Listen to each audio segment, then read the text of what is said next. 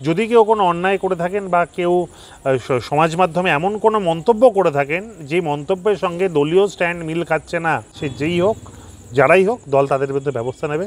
এই বিক্রমজিৎ সাউ একটি উদাহরণ। বোলপুর থানার আইসিকে কুরুচিকর ভাষায় আক্রমণ করায় ক্ষমা চাওয়ার নির্দেশ দেওয়া হয়েছিল অনুব্রত মণ্ডলকে।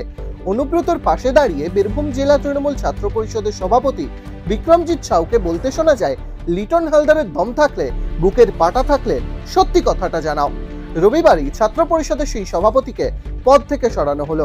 শুধু তাই নয়, দল থেকেও 6 বছরের জন্য সাসপেন্ড করে দেওয়া হলো। একটি অনভিপ্রেত ঘটনা সামনে এসছে, সেখানে আমরা দেখেছি আমাদের বীরভূম জেলার ছাত্র দায়িত্বপ্রাপ্ত যিনি ছিলেন তিনি এমন কিছু মন্তব্য সোশ্যাল মিডিয়ায় করেছেন যেটি দল সমর্থন করে না বা তৃণমূল ছাত্র পরিষদ মান্যতা দেয় না।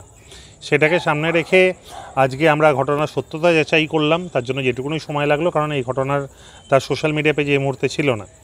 আমরা খোঁজখবর নিয়ে এই ঘটনার সত্যতা যাচাই করার পরেই আমরা সিদ্ধান্ত নিলাম তাকে 6 বছরের জন্য সাসপেন্ড করা হবে। কারণ আপনারা জানেন, বারবার অভিষেক বন্দ্যোপাধ্যায় একটা কথা বলেন যে আমাদের দল জিরো টলারেন্সে বিশ্বাসী। আমরা কোনো রকম অনিয়মের বিরুদ্ধে, কোনো রকম বাজে ঘটনার পরিপ্রেক্ষিতে আমরা কিন্তু দল জিরো টলারেন্সের সিদ্ধান্ত এতদিন ধরে নিয়ে এসছে।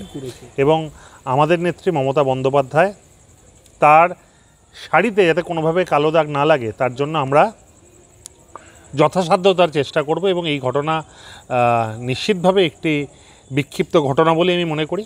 আজকে এই সাসপেনশনের মধ্যে দিয়ে আমরা বার্তা দিলাম, দলীয় শৃঙ্খলার বাইরে গিয়ে যদি কেউ কোনো মুভমেন্ট করে তবে দল তার বিরুদ্ধে উপযুক্ত ব্যবস্থা নেবে। আগেও তাকে আমরা সতর্ক করেছিলাম। এবং তার যে ভিডিও ভাইরাল হয়েছে বা তিনি যেই ঘটনার পরিপ্রেক্ষিতে এই মন্তব্য করেছেন, সেই ঘটনাকে বা এই জাতীয় কোনো মন্তব্যকে দল সমর্থন করে না।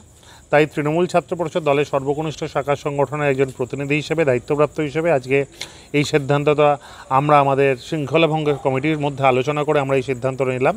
পরবর্তীকালে কী হচ্ছে আমরা জানিয়ে দেবো। দেখুন, কী বলেছিলেন সেটা নতুন করে আমি অ্যাডভার্টাইজ করতে চাই না কেন, কিন্তু তিনি যেটা বলেছিলেন সেটা সমর্থনযোগ্য নয়। আপাতত আমাদের বীরভূম জেলায় আমার 2 ভাইস প্রেসিডেন্ট রয়েছে, এআইটিসির ভাইস প্রেসিডেন্ট প্রীতম এবং মান্টু, তারাই সংগঠন দেখবে। এছাড়াও রাজ্যের ঋতুপর্ণা রয়েছে, রাজ্য কমিটির ভাইস প্রেসিডেন্ট, তিনিও তার মতন করে সামলাবেন। আমরা খুব দ্রুত আমাদের যখন কমিটি বেরোবে আমরা নতুন নাম জানিয়ে দেব। আপাতত এরা আছে এবং আমরা আগামী দিনে আরও নতুন ছেলে মেয়েদেরকে তুলে আনবো। আমরা বিশ্বাস করি ঐক্যবদ্ধভাবে বীরভূম জেলা তৃণমূল ছাত্র পরিষদ আগামী দিনে এগোবে। কেন এত কঠোর সিদ্ধান্ত নিতে হলো তার বিরুদ্ধে? এর আগেও কিছু করেছিলেন নাকি? নিশ্চিতভাবে এটাই প্রথম ঘটনা নয়, আগেও 2-1টি ঘটনা এসেছিল যেখানে দল তাকে সতর্ক করেছিল। আর আজকের দিনে দাঁড়িয়ে আমরা মানুষের সমর্থনে জিতে এসেছি। আজকে মানুষের আশীর্বাদ রয়েছে, তাই আমরা জিতে এসেছি। মানুষের চোখে যদি কোনো কিছু খারাপ লাগে, মানুষের চোখে যদি কোনো কিছু অন্যায় বলে মনে হয়, আজকে আমরা সেটাকেই অন্যায় হিসেবে ধরি। কেন, আমরা জনগণের আদালতকে বিশ্বাস করি। আজকে তৃণমূল কংগ্রেস দল একটা বটবৃক্ষ, সেই দল যথেষ্ট একটি বড় দলে পরিণত হয়েছে। সর্বদা কে কী করছে 100% তো কারোর দায়িত্ব নেওয়া যায় না, কিন্তু এইটুকুনি বলতে পারি, যদি কেউ কোনো অন্যায় করে থাকেন বা কেউ সমাজ মাধ্যমে এমন কোনো মন্তব্য করে থাকেন যে মন্তব্যের সঙ্গে দলীয় স্ট্যান্ড মিল খাচ্ছে না বা দলেরকে না জানিয়ে যদি কেউ কোনো গ্রুপ বা মুভমেন্ট করে থাকেন এবং দলের সিস্টেমের বাইরে গিয়ে তারা যদি নিজেদের কোনো সিস্টেম চালানোর চেষ্টা করেন, সে যেই হোক যারাই হোক দল তাদের বিরুদ্ধে ব্যবস্থা নেবে। এই বিক্রমজিৎ সাউ একটি উদাহরণ। ডাউনলোড করুন এই সময় অ্যাপ iOS ও অ্যান্ড্রয়েডের জন্য।